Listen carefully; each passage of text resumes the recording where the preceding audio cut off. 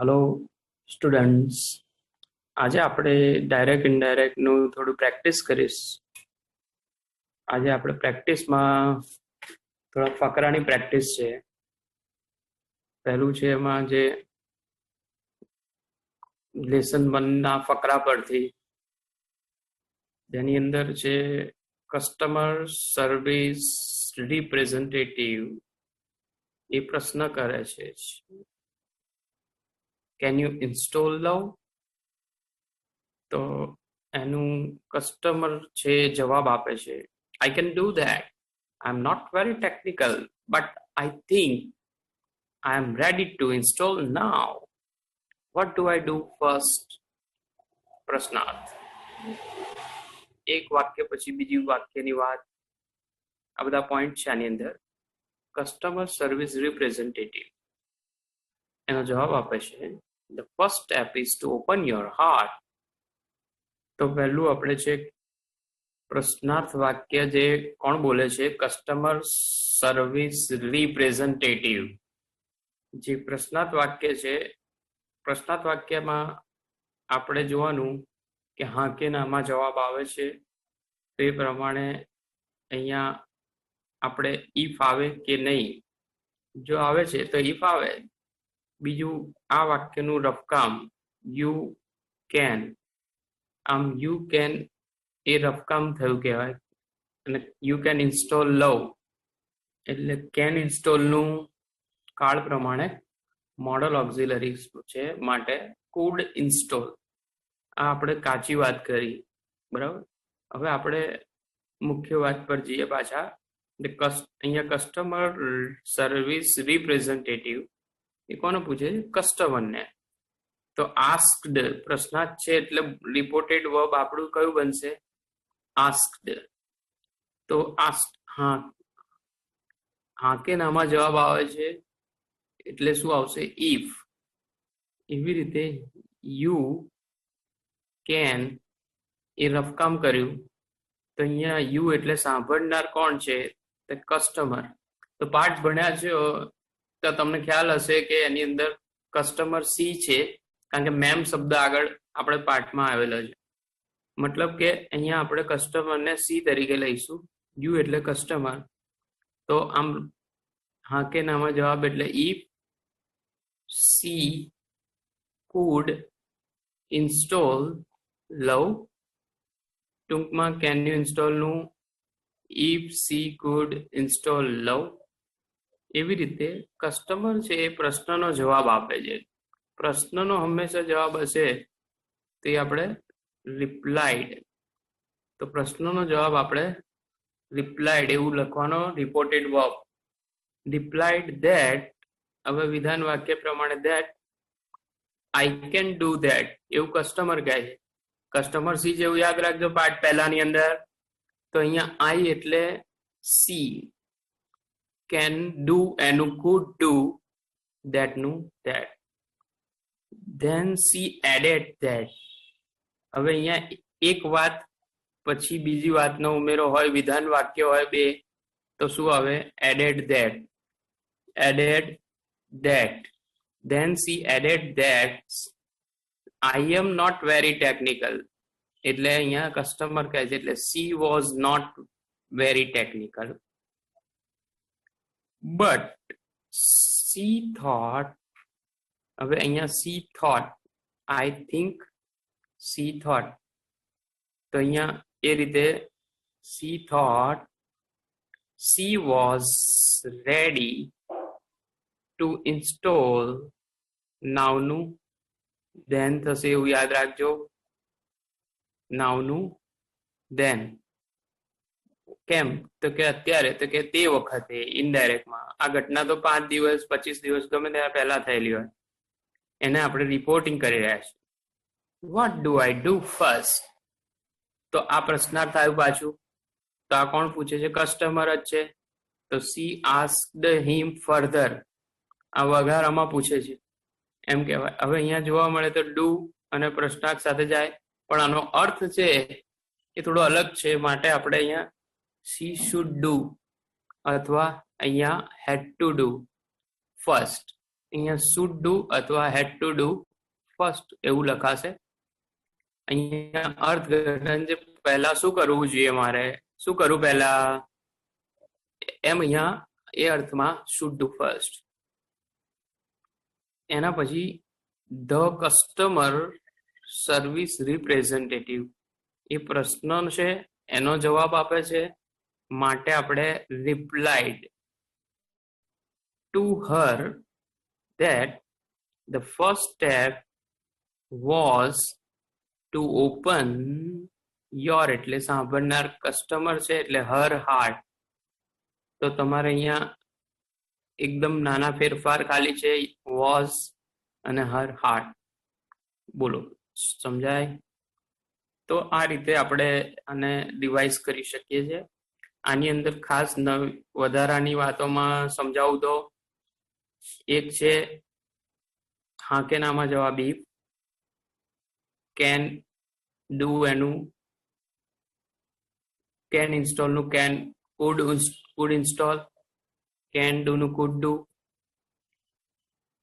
એક વાત પછી બીજી વિધાન વાત છે તો એડેડ ધેટ. પછી વિચારના અર્થમાં એ કે છે તે સી થોટ, નાવનું ધેન, અથવા એક વાત પછી આગળની વધારાની વાત ધેન, પછી વધારામાં પૂછ્યું એટલે ફર્ધર. એવી રીતે પ્રશ્નનો જવાબ એટલે રિપ્લાઇડ, અને ઇઝ ટુ ઓપન એટલે was to open, to be to નો પ્રયોગ. બરાબર, તો આ રીતે આવું રહેશે આ વાક્યમાં. આમાં ખાસ છે કસ્ટમર છે એ આપણા પાઠ પ્રમાણે સી છે એવું આપણને થોડું યાદ રાખવું રહ્યું પાઠના આધારે, જ્યાં આમાં ક્યાંય નહીં હોય પણ આપણે એને વધુ સમજીએ એ રીતે પાઠના આધારે. એના પછી છે બીજું વાક્યના બીજા પ્રકરણમાં કસ્ટમર સર્વિસ રિપ્રેઝેન્ટેટિવ. હવે અહીંયા કસ્ટમર સર્વિસ રિપ્રેઝેન્ટેટિવ નું એ પ્રશ્ન કરે છે, can you find directory cold self acceptance. તો આ પણ પ્રશ્ન જ છે. હા કે નામાં જવાબ આવે, ઇફ આવે, રફકામ થાય યુ કેન ફાઇન્ડ, એટલે કે યુ એટલે સાંભળનાર કસ્ટમર, સી કુડ ફાઇન્ડ. બરાબર, એવી રીતે અહીંયા પ્રશ્નનો જવાબ છે યસ. તો અહીંયા રિપ્લાઇડ પોઝિટિવલી લખાય અથવા રિપ્લાઇડ ઇન ધ એફર્મેટિવ એવી રીતે લખી શકાય. એવી રીતે અહીંયા આઈ હેવ ઇટ એટલે વર્તમાનનું ભૂતકાળ. એવી રીતે યુ આર ગેટિંગ એટલે ચાલુ વર્તમાન કાળનું ચાલુ ભૂતકાળ બનશે. અને આવા શુભેચ્છા દર્શક શબ્દો પોતે રિપોર્ટેડ વર્બ બની જાય. થેન્ક નું અહીંયા થેન્કડ બની જશે, બોલનાર સાંભળનારની વચ્ચે આવી જશે. તો પહેલેથી જોઈએ હવે આપણે આ ગાજુ સમજણ આપી. વાક્ય પ્રશ્નાર્થ છે, કસ્ટમર સર્વિસ રિપ્રેઝેન્ટેટિવ પૂછે છે can you find the directory cold self acceptance. તો કસ્ટમરને આ પૂછવામાં આવે છે માટે સાંભળનાર કસ્ટમર કહેવાય. તો અહીંયા customer service representative ask a customer. પ્રથમ વખત જ્યારે લખીએ છીએ ત્યારે આપણે અ કસ્ટમર કહીશું. એ કસ્ટમરની ફરી જ્યારે વાત થશે ત્યારે આપણે ધ કસ્ટમર લખીશું. તો અહીંયા અ કસ્ટમર હા કે નામાં જવાબ એટલે ઇફ. પ્રશ્નાર્થ વાક્ય રચનામાં જ આવું આવે છે. આપેલ વાક્યમાં કેન યુ ફાઇન્ડ નું ઇફ સી કુડ ફાઇન્ડ. તો અહીંયા યુ એટલે સાંભળનાર કસ્ટમર છે, કેન નું કુડ થાય. એ રીતે if she food find the directory cold self acceptance. એવી રીતે અહીંયા the customer, you can see the customer, customer નિશ્ચિત બની ગયો છે કારણ કે જે આગળ એ જ કસ્ટમરની વાત છે. The customer replied to him in affirmative. Spelling જોઈ લો એફર્મેટિવમાં, AFFIRMATIV, એફર્મેટિવ. અથવા રિપ્લાઇડ પોઝિટિવલી, POSITIVELY,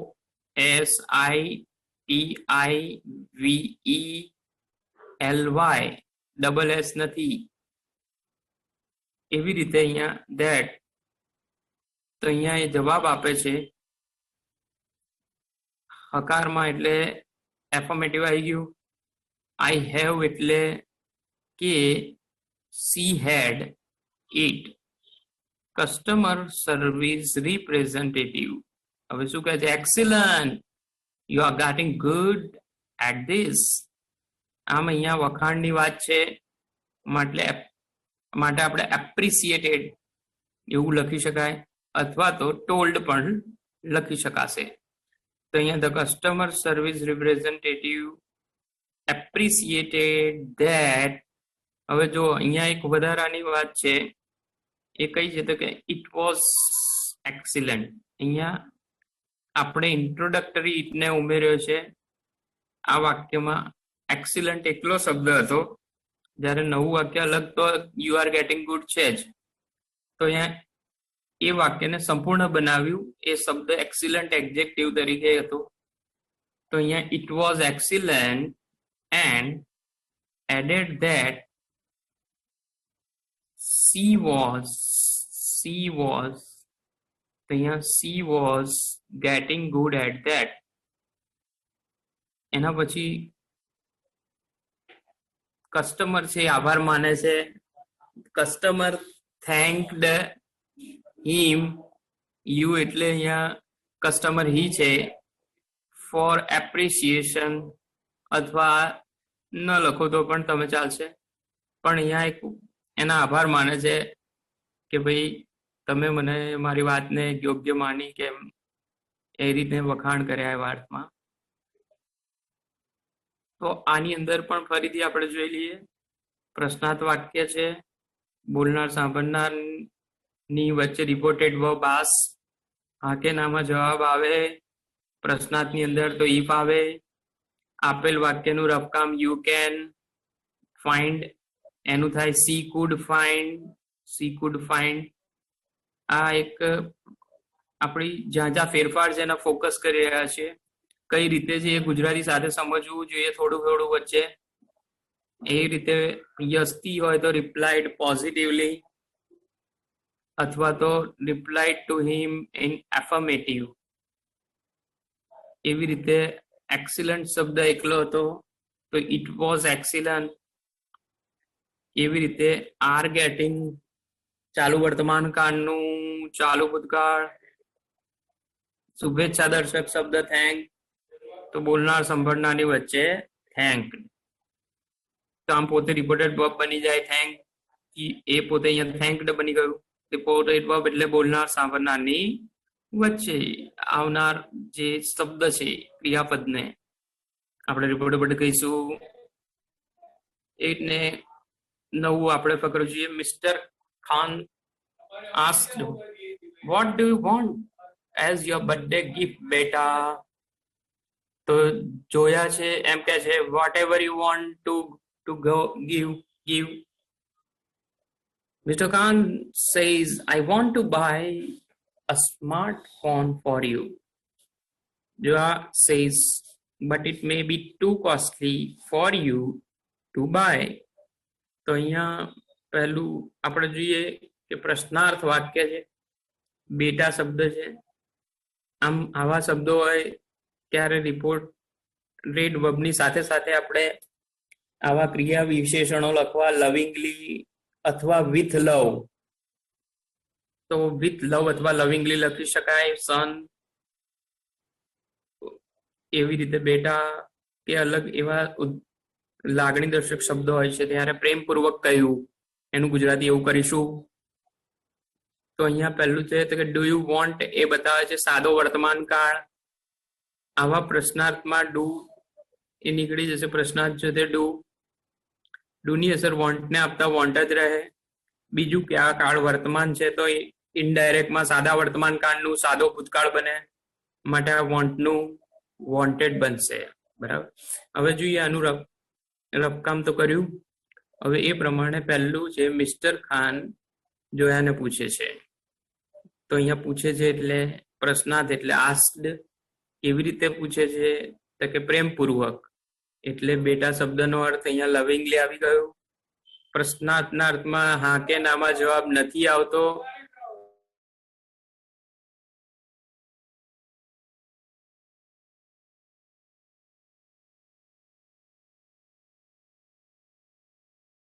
જવાબ નથી આવતો, માટે આપણે આમાં ઈફ કે ધેટ કશું વિચારવાનું રહે નહીં.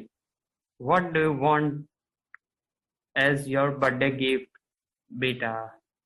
આપણે હમણાં જોયું એ પ્રમાણે પ્રશ્નાર્થ પ્રમાણે આસ, બેટાનું લવિંગલી, હા કે નામાં જવાબ નથી એટલે કશું લખવાનું જોડાણ બનાવે. વોટનું વોટ,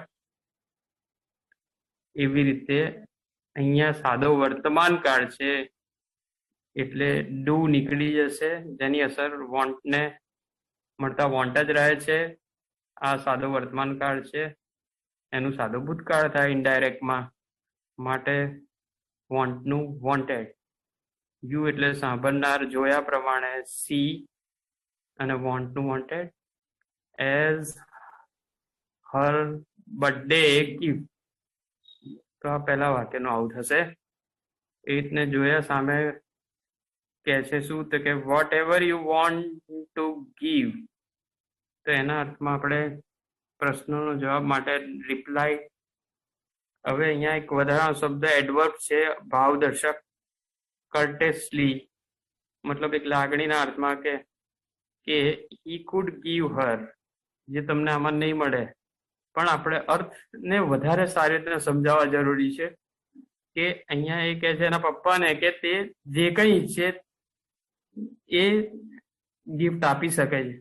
એમ અહીંયા આ he could give her whatever you, એટલે અહીંયા મિસ્ટર ખાન, એટલે કે હી વોન્ટેડ ટુ ગીવ. એવી રીતે મિસ્ટર ખાન કહે છે કે I want to buy a smartphone for you.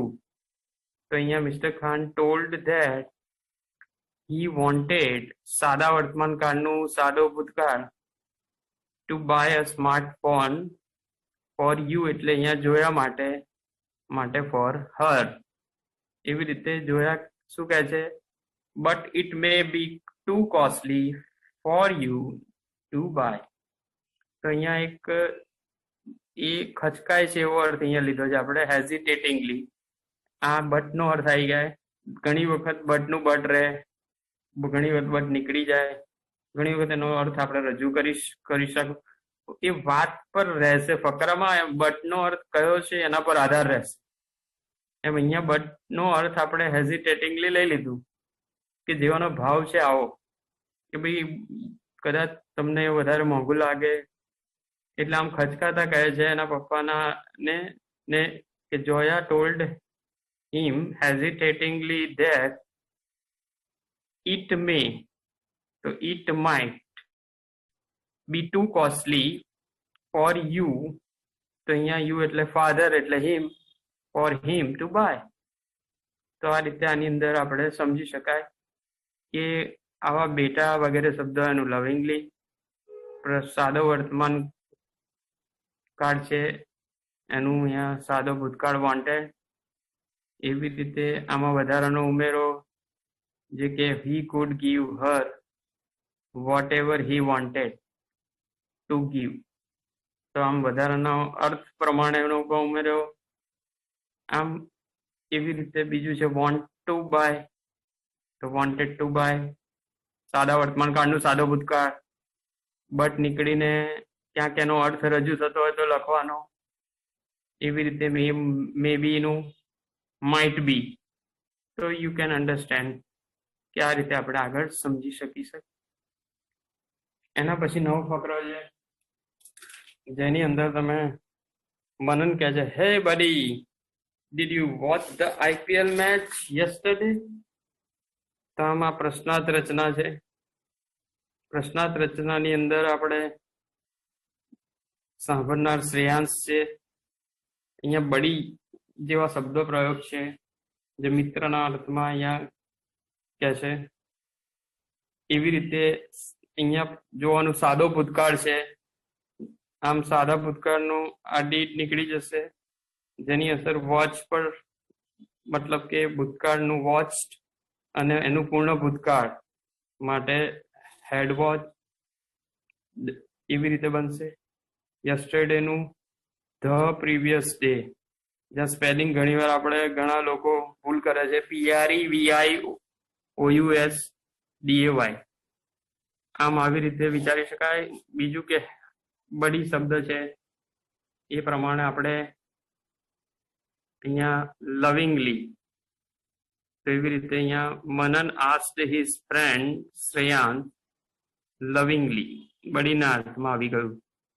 હાકેનામાં જવાબ માટે ઇફ, સાદા ભૂતકાળનું પૂર્ણ ભૂતકાળ હેડ વોચ, આપેલ કર્તાને આગળ લખવો પડે એ પ્રમાણે અહીંયા શ્રેયાંશ માટે he and IPL match the previous day.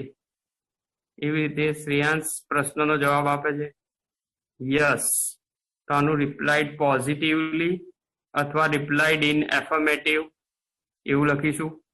આમ એના પછી વાતમાં ઉમેરો કરે છે આઈ એમ ક્રિકેટ ક્રેઝી યુ નો. આમ પોતે જાણે કે બહુ જ એમ ગર્વથી કહે છે કે આપણે તો બહુ ક્રેઝી જ છે ભાઈ. એમ told proudly that he must be known. અહીંયા he must be knowing